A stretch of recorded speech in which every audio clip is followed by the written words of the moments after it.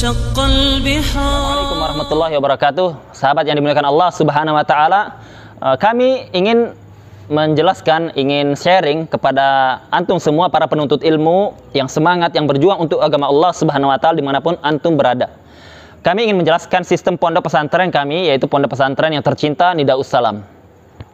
Kita ketahui bahwasanya pondok pesantren yang ada di Indonesia ini memiliki sistem dan aneka ragam metode dalam proses belajar mengajar mereka. Kalau kami melihat, ya setelah kita banyak diskusi, kita banyak membandingkan beberapa pondok pesantren, bahkan kita sudah membandingkan lebih 20 pesantren, baik di Indonesia maupun di luar, kita ketemu atau kita temukan metode yang memang metode ini dilakukan oleh para ulama dahulu ternyata. Ya, metode apa itu? Metode menggabungkan antara sistem pendidikan mulazamah para ulama dengan sistem pendidikan fitrah. Ya, sistem pendidikan fitrah. Kita jelaskan satu persatu. Sistem pendidikan mulazamah yang diterapkan para ulama itu adalah sistem pendidikan yang mereka fokus belajar kepada guru, kepada syekh, kepada kiai, kepada ustadz, ya, kepada muallim, mudarris, yang dia memang memiliki ilmu, memiliki kapasitas, memiliki kelebihan atau memiliki kematangan ilmu di bidang yang diajarkan. Yang dia ajarkan, yaitu dia memang faham terhadap terhadap ilmu yang diajarkan. Bukan hanya sekedar dia mengatakan bisa tetapi dia tidak memiliki kemampuan di bidang itu. Patokannya apa? Standarnya apa? Kita belajar dengan syekh atau standar guru yang mengajarkan ini, standarnya adalah dia pernah belajar kitab tersebut, ya. Dia pernah belajar kitab tersebut atau yang semisal dengan kitab tersebut sampai tuntas, kemudian diuji oleh guru, kemudian ditazkiyah atau direkomendasi oleh gurunya, ya. Jadi dia mempelajarinya, dibaca dari awal sampai akhir, kemudian dia melakukan istilahnya itu melakukan tashihat atau ta'liqat, yaitu melakukan membenarkan pemahaman yang mungkin keliru atau mentakkid pemahaman yang dia sudah pahami dengan benar.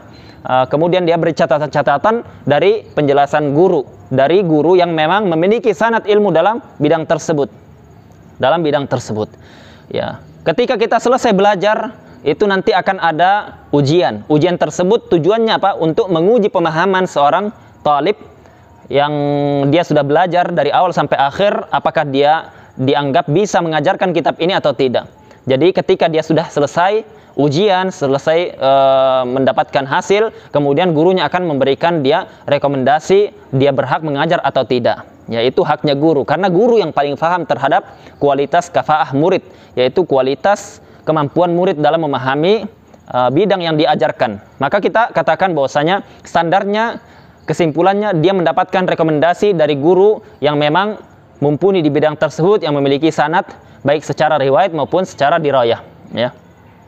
Maka kita pahami bahwasanya untuk menghasilkan murid atau pengajar yang memang dia direkomendasikan oleh guru, itu perlu dia belajar secara tadarruj, ya, secara bertingkat, secara pelan-pelan, step by step, satu tangga kemudian tangga kedua, tidak dia langsung lompat ke tangga kelima. Kalau dia belum mempelajari tangga pertama, tangga kedua, bagaimana dia langsung lompat ke tangga kelima? Itu akan patah kakinya, ya, akan dia melompat dengan jalur yang tidak dibenarkan atau jalur pintas yang sifatnya yang instan, itu dia akan menghasilkan sesuatu yang tidak kokoh, ya.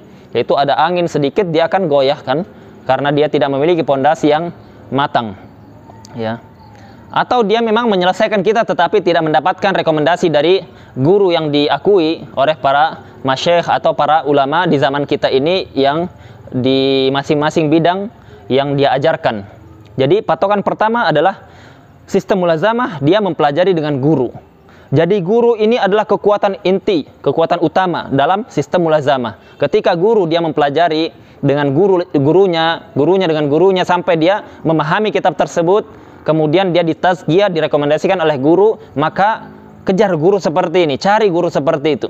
Ya, karena apa? Karena kita katakan bahwasanya kalau hanya sekedar membaca kitab, semua kita bisa. Ketika kita mempelajari bahasa Arab, nahwu shorof, ilmu balaghah, kita baca kitab bisa kita paham secara umum. Tetapi apakah benar pemahaman kita atau tidak? Tidak ada cara untuk menguji, tidak ada cara untuk menguji benarnya pemahaman dan tidaknya itu kecuali dengan apa yang diajarkan oleh guru kecuali dengan rekomendasi dari guru.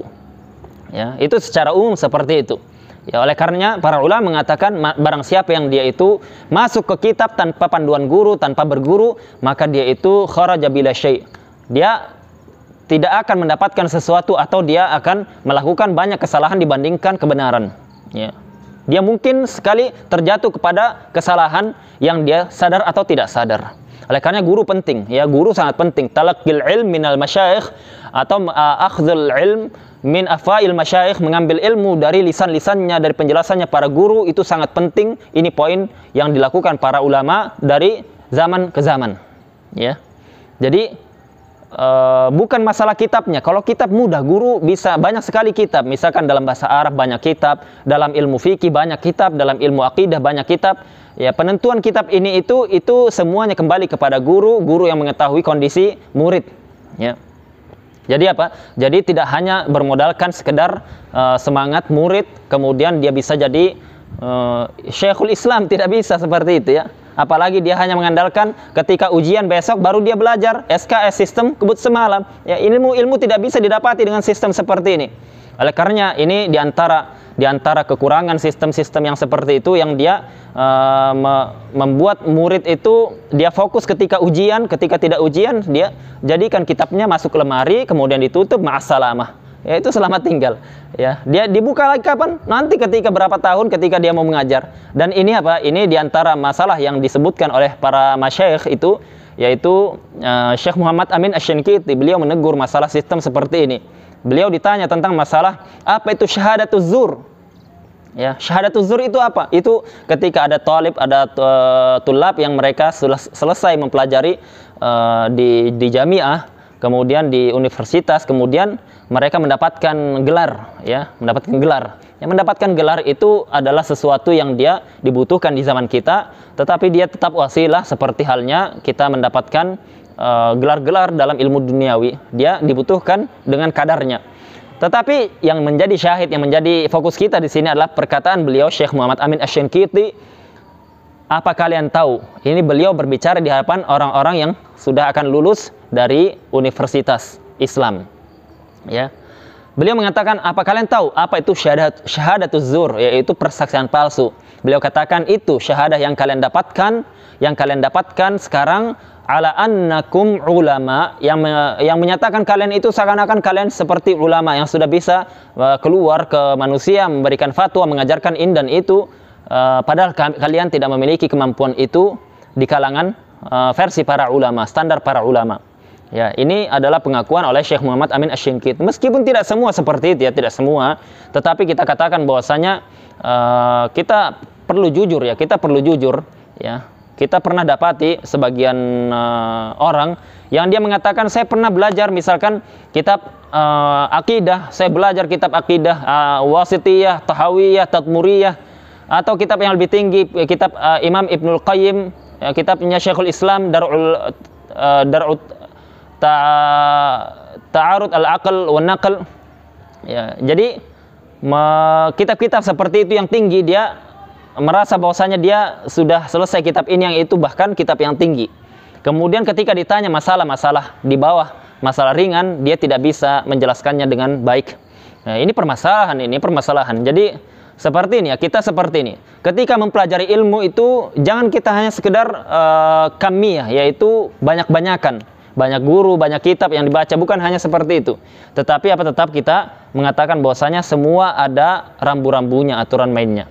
Ya, silahkan belajar, silahkan kalian menyebutkan kitab yang sudah dipelajari, tetapi pastikan bahwasanya kitab tersebut kita memang kuasai. Kita pernah belajar dengan guru yang memang guru tersebut mumpuni, memiliki sanad secara riwayat ataupun dirayah. Kalau bisa terkumpul semua ini, maka ini yang terbaik. Ya. Kemudian apa? Kemudian sistem mulazamah yang kita maksud adalah, ya, sistem mulazamah yang kita maksud adalah sistem fokus. Sistem fokus. Jadi sistem fokus ini adalah kekuatan dari sistem mulazamah itu sendiri. Karena mulazamah itu ada beberapa sistem yang dijalankan oleh para masyayikh kita. Ada yang mereka itu sistemnya siapapun yang mau belajarnya sedikit atau banyak, sehari satu pelajaran, bahkan sampai 10 pelajaran, silahkan. Masing-masing santri atau talib yang dia menentukan untuk dirinya. Maka sistem seperti ini pernah kita terapkan, tetapi ternyata hasilnya lemah. Ya, hasilnya itu lemah. Jangan kita katakan ada dahulu Imam An-Nawawi mempelajari sehari semalam 12 pelajaran. Maka kita katakan, man anta, siapa anda? Dia dibandingkan Imam An-Nawawi. Imam An-Nawawi itu dia tidak pernah tidur di atas kasur. Beliau selama 2 tahun, ya bahkan ada menyebutkan lebih. Beliau tidurnya di atas kitab. Dalam kondisi tidak mampu lagi dia membaca kitab, tertidur di atas kitab. Jadi beliau itu sangat kuat dalam mutalaah, kuat dalam murajaah, kuat dalam menghafal, dalam meringkas, menta'lik, mengumpulkan semua ilmu-ilmu yang beliau pelajari. Ya, berbeda dengan kita, yang kita ini hanya mengandalkan Google, hanya mengandalkan copy paste, kemudian kita mengatakan saya alim, saya berilmu. Yang seperti ini tidak boleh dikiaskan, karena apa? Itu kias ma'al farid, kias yang tidak dibenarkan dalam ilmu usul fikih. Ya, kemudian apa, kita katakan bahwasanya fokus ini telah disebutkan, disyaratkan oleh Imam Malik sebelumnya, dinukil oleh Al-Imam Adz-Dzahabi, kemudian dinukil juga oleh Al-Imam Asy-Syafi'i, dinukil dalam kitab Muqaddimah Al-Bayan lil Amrani. Yang intinya Imam Malik itu mengatakan bahwasanya jangan kalian itu pindah ke satu fan, pindah ke satu ilmu, dari satu ilmu ke ilmu yang lain, kecuali ba'da an tuhkimuh, setelah kalian itu ihkam itu itqan, matang, menguasai dengan baik, menguasai dengan benar, ya, menguasai dengan baik, menguasai dengan benar. Oleh karenanya para ulama, masyayikh kami ketika menjelaskan kitab, misalkan kitab fikih, anggaplah kitab fikih Matan Muqaddimah Ad-Dramiyah, kitab yang termasuk kitab dasar, ya, kitab pertengahan, ya, bagi pemula. Itu mereka masyayikh kita itu tidak sama sekali menyinggung dalil, ya. Kalau menyebutkan dalil mungkin sekian persen saja, mungkin 5% saja dari sekian, dari 100%. Tetapi mereka lebih fokus kepada apa? Kepada fakul ibarah, menjelaskan ibarah dari kitab, menjelaskan maksud dari matan, kemudian mereka menggambarkan masail, menggambarkan gambaran masalah itu dengan utuh, ya. Apakah ini ada perinciannya, disebutkan perinciannya. Apakah mahallul kalamnya ini atau hukum ini pada posisi ini atau posisi itu juga, dalam kondisi ini atau kondisi itu juga. Apakah ada istitsnaat, apakah ada pengecualian dalam hukum fikih ini atau bagaimana. Kemudian apakah hukum ini berlaku untuk semua keadaan atau tidak, dan seterusnya. Mereka lebih fokus kepada pembahasan masalah apa? Pembahasan masalah tasawur al-masail, ya, pembahasan menggambarkan masalah, karena penuntut ilmu kalau tidak tergambar masalah, maka dia tidak bisa dia memberikan hukum, menjelaskan hukum, apalagi bicara dalil, ya. Ya, jadi teman-teman seperti itu, bahwasanya tasawurul masail itu adalah sesuatu yang urgen dalam masalah-masalah mempelajari agama kita, ya, baik dalam masalah fikih maupun dalam masalah selainnya. Ya, bahwasanya para ulama itu mengatakan, yang kita ingat Syekh Saleh Al-Syekh itu mengatakan, Wizaratul Auqaf, beliau mengatakan aktsar talabatil ilm fashalu. Kebanyakan penuntut ilmu di zaman kita ini gagal kata beliau. Mereka gagal. Kenapa? Laisa li'adami hirsihim wala li'adami dzakaihim. Ya, bukan karena tidak ada semangat. Ya, bukan tidak ada kecerdasan. Mereka semangat luar biasa. Mereka begadang, mereka menghafal, mereka murojaah. Tetapi karena mereka, dan bukan juga tidak ada kecerdasan, mereka cerdas, mereka punya intelektual, tetapi karena li'adam manhajiyatin sahihatin, ya, karena tidak ada manhajiyah, manhaj, metode, jalur menuntut ilmu, belajar yang benar, yang para ulama dahulu sukses dengannya. Tidak ada metode manhajiyah yang seperti ini yang mereka terapkan di zaman kita. Masing-masing memiliki inovasi ini, inovasi itu, cara belajar dalam masalah fikih seperti ini, seperti itu, dalam masalah hadis seperti, sehingga inovasi-inovasi yang ada atau metode-metode yang dibuat mu'asirin, sebagian mereka itu kalau dilihat dengan kacamata para ulama dahulu itu tidak dibenarkan atau keluar jalur, ya. Ini sesuai dengan yang dikatakan oleh Al-Imam Ibnu Abdil Bar. Beliau mengatakan bahwasanya kalau kalian, yang maknanya itu kalamnya panjang yang kami ingat, bahwasanya beliau mengatakan Kalau kalian melihat penuntut ilmu di zaman sekarang, mereka itu melakukan sesuatu perkara baru dalam mempelajari ilmu. Mereka itu menyelisih salaf mereka. Mereka menyelisihi metode salaf mereka dalam menuntut ilmu. Dan engkau akan mendapati mereka itu keluar jalur dari salaf mereka dalam mengambil ilmu. Ya, itu beliau menyebutkan, disebutkan dalam kitab Khulasat Ta'zim Al-Ilm. Ya, atau awal kitab apa ini? Kitab Awaiqut Talab, ya. Kitab Awaiqut Talab, sahih. Kitab Awaiqut Talab ini menyebutkan riwayat Ibnu Abdul Bar, ya. Tetapi para ulama itu mengatakan bahwasanya metode dalam mempelajari ilmu itu harus kita dengan tadarruj, harus kita bertingkat-tingkat, yaitu pemahaman masalah dulu, tasawur masail dulu, gambaran masalah dengan utuh. Kemudian kita naik ke masalah apa? Ke masalah istidlal, pendalilan dan lain-lain, ya. Zaman kita sekarang seperti itu metode, mereka masuk ke dalil, kemudian bantah-bantahan, kemudian yang kuat, bagaimana pendapat yang kuat, kemudian pada akhirnya apa? Pada akhirnya mereka ketika ditanya, jelaskan salah satu madhab misalkan dalam masalah fikih, dia tidak bisa jelaskan tasawur masilnya saja tidak bisa, apalagi yang lain-lain. Maka kita melihat seperti ini adalah metode yang harus kita perbaiki bersama, ini adalah tugas kita bersama. Kemudian yang kedua yang ingin kita sampaikan adalah pembahasan masalah contoh lain, yaitu contoh mempelajari ilmu hadis. Ya, metode yang kita diajarkan oleh guru kami itu yaitu kita masuk ke teori, kemudian kita masuk ke praktek.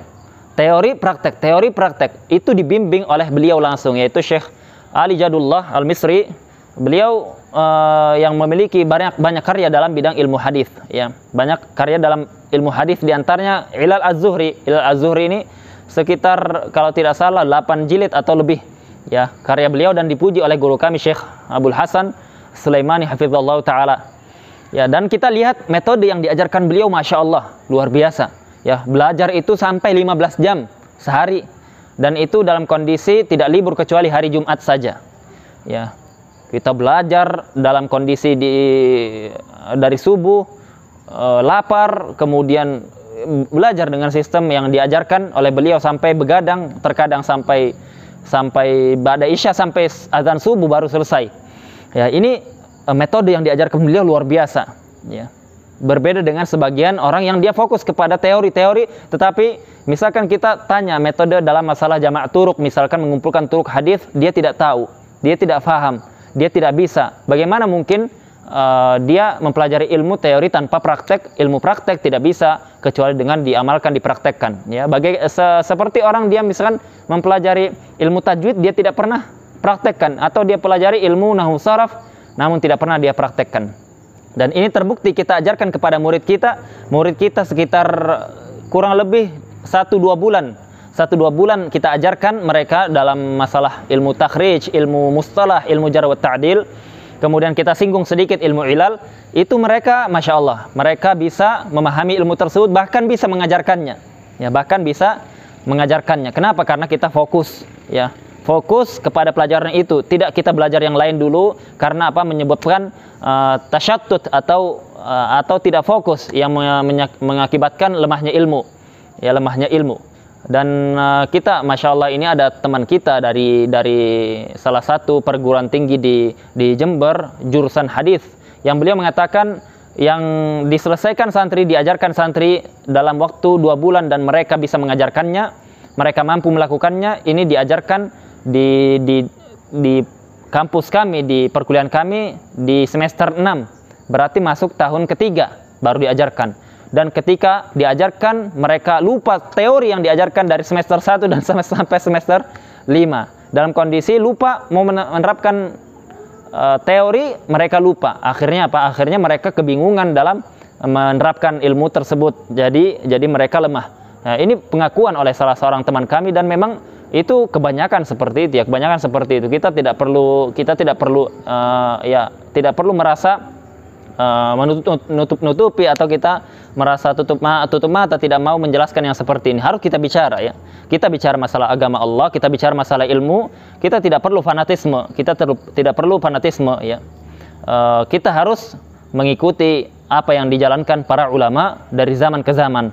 Ya, kemudian yang jadi pembahasan pada kali ini, kita ingin jelaskan bahwasanya ketika para ulama itu menjelaskan ilmu dengan tadarruj, kata mereka, itu dilakukan di setiap bidang, ya, di setiap ilmu, di setiap cabang ilmu.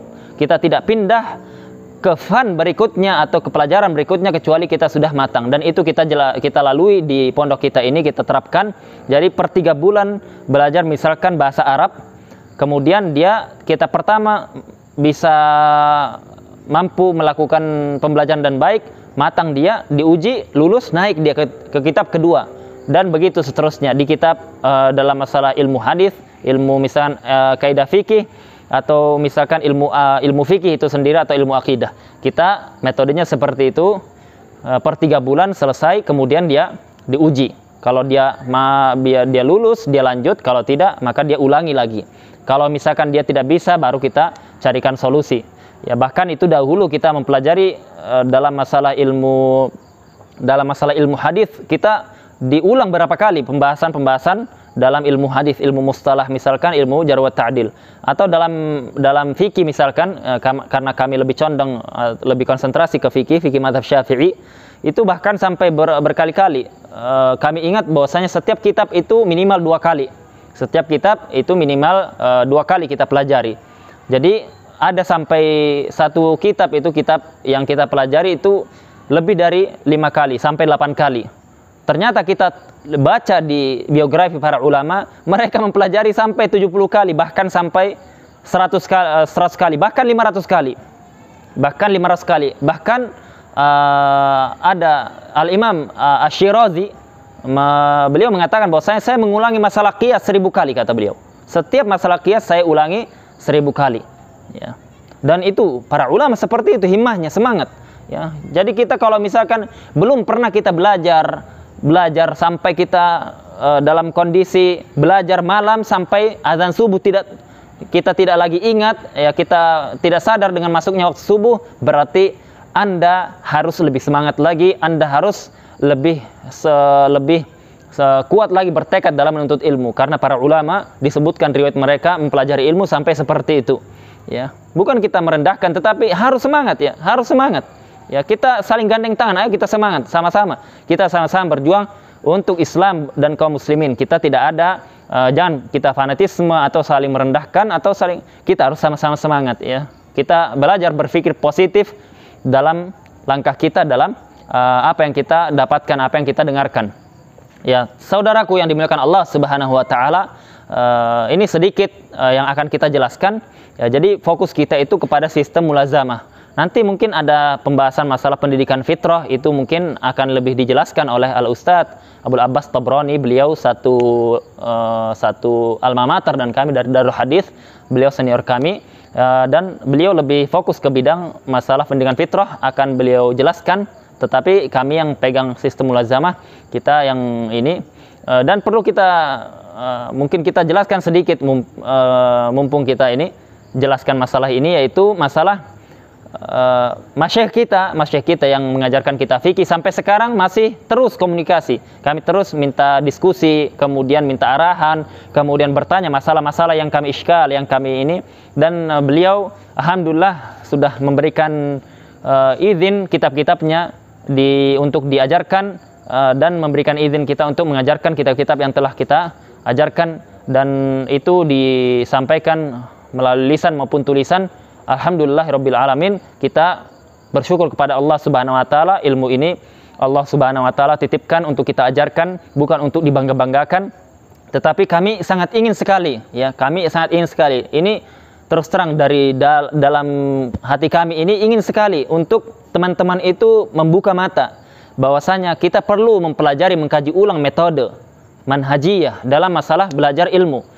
Ya, kenapa kita harus gengsi? Kita tidak mau menggunakan sistem yang dipakai para ulama, atau kita tidak mau merubah sistem kita. Padahal hasilnya kita katakan jauh dibandingkan kalau kita itu menggunakan sistem para ulama dengan kita tidak menggunakan sistem para ulama. Ya, ada beberapa yang pernah datang untuk studi banding ke tempat kami, dan mereka alhamdulillah melihat hasil yang ditorehkan para murid kami ketika menjelaskan ilmu, misalkan ilmu hadis, ilmu fikih, atau ilmu bahasa Arab, alhamdulillah ya kita tidak perlu terlalu banyak menjelaskan. Silahkan melihat, datang ke pondok pesantren kami, studi banding, kita ahlan wa sahlan ya.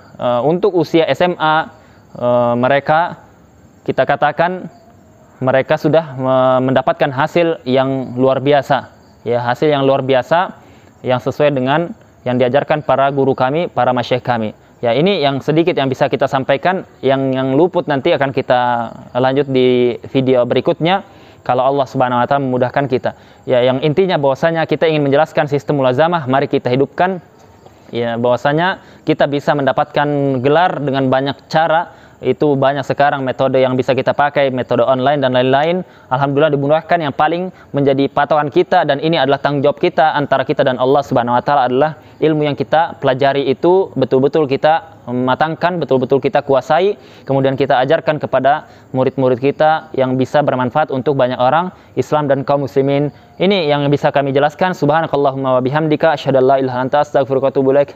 Assalamualaikum warahmatullahi wabarakatuh.